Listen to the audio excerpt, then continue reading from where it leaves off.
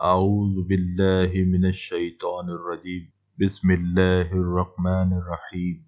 میرے دوستوں، بہنوں، بزرگوں اور کاشف ملک ٹی وی کے ساتھیوں، السلام علیکم۔ امید ہے آپ سب خیریت سے ہوں گے۔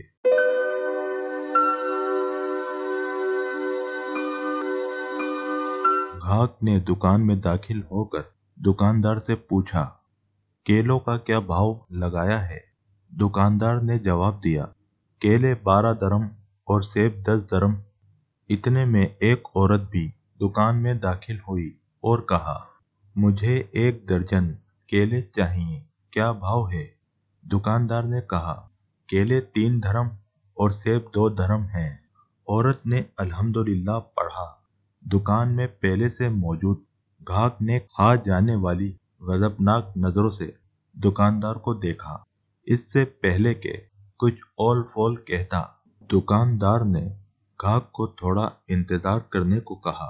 عورت نے خریداری کر کے خوشی خوشی دکان سے نکلتے ہوئے کہا، اللہ تیرا شکر ہے، میرے بچے انہیں کھا کر بہت خوش ہوں گے۔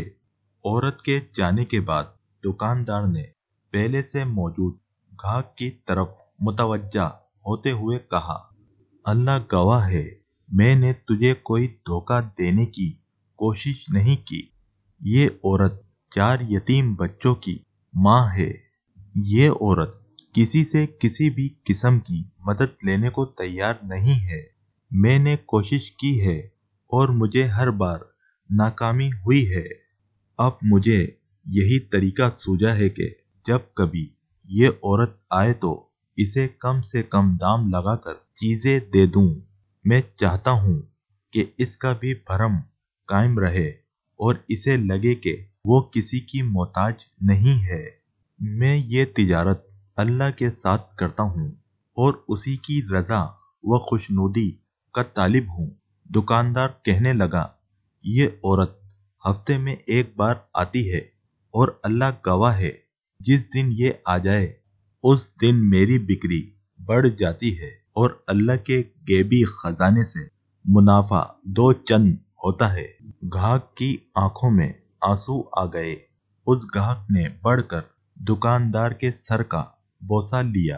میرے محترم دوستوں، باخدا لوگوں کی ضرورتوں کو پورا کرنے میں جو لذت ملتی ہے، اسے وہی جان سکتا ہے جس نے آزمایا ہو۔ ہمیں بھی چاہیے کہ اللہ کے ساتھ تجارت کریں اور اس کی رضا و خوشنودی کے طلبگار رہیں۔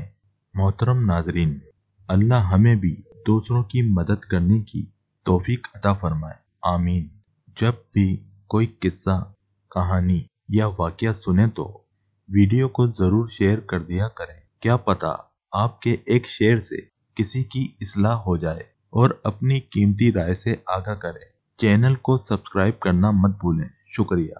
اللہ حافظ۔